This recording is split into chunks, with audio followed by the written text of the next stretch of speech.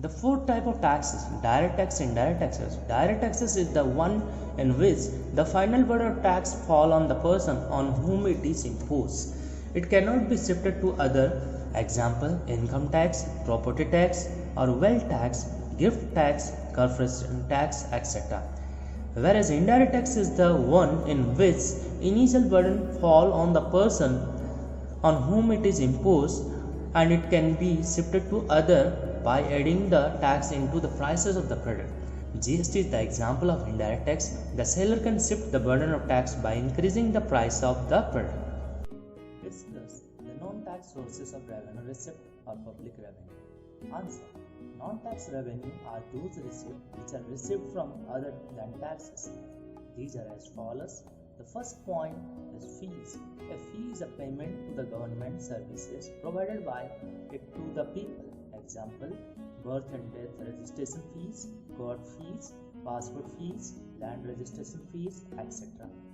It is the price of judicial and administrative services, but not the commercial payment towards the government by the people.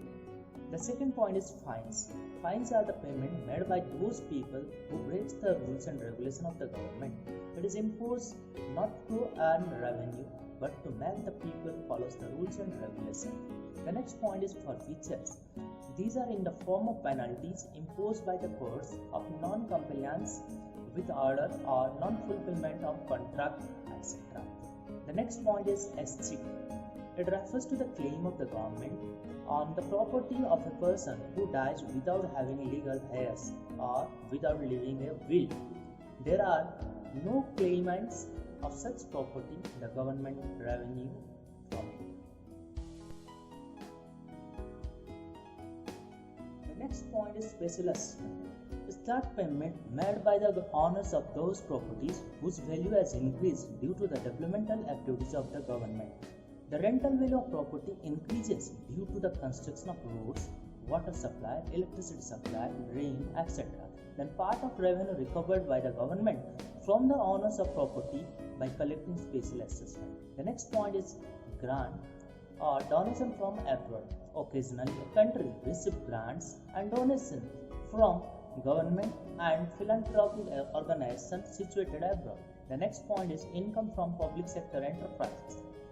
Public sector enterprises gets profit, which is another source of income to the government. Public sector enterprises like Indian Railway, BSP, means Bhilai Steel Plants, and Indian Oil, etc. The next point is income from the sale of spectrum. The government receives income from the sale of spectrum like 2G and 3G spectrum services. Now we are going to discuss another type of receipt, that is capital receipt. Capital receipts are those receipts of the government which either creates liabilities or causes a reduction in its assets of the government. For example, when a government raises money by the way of borrowing, which creates liabilities. Similarly, when a government raises money by the way of disinvestment leads to privatization, which reduces the assets of the government. The major source of capital receipt of a government discussed below. The first one, recoveries of loan.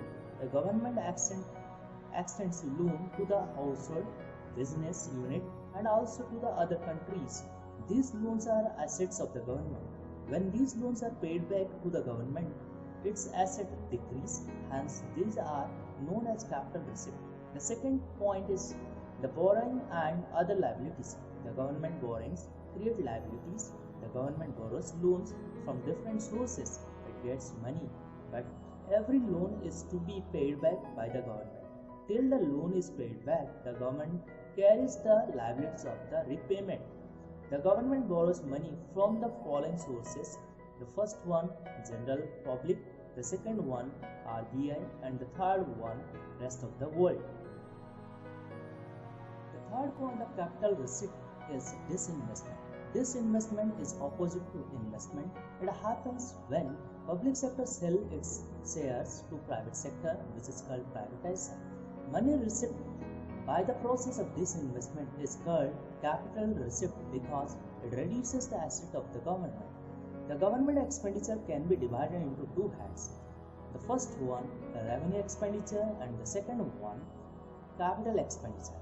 Revenue expenditure. Revenue expenditure of the government is in the form of consumption expenditure. It does not create any assets for the government and it does not reduce any assets of the government.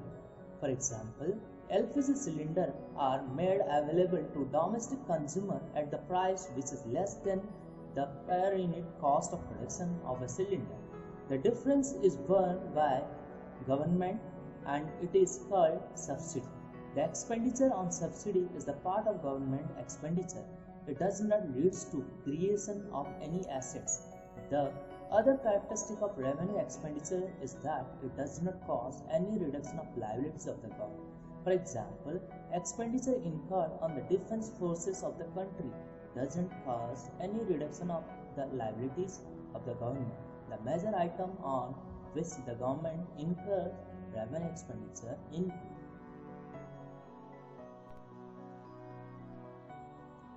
the following are the example of revenue expenditure: subsidies, interest on the government loan, public administration, defense, other economic and social services provided by the government, old age pension given to the old people, the salaries paid to the staffs, scholarship given to the winners, etc.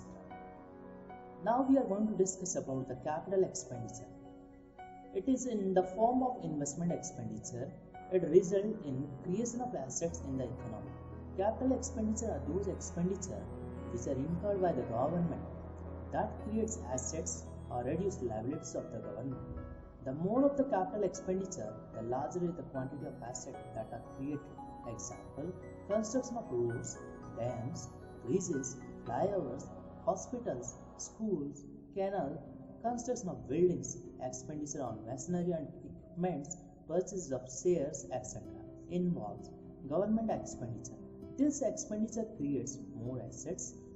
The other characteristic of capital expenditure is that it causes a reduction in the liabilities of the government. For example, if the government incurs expenditure towards repayment of loans, its liabilities get reduced.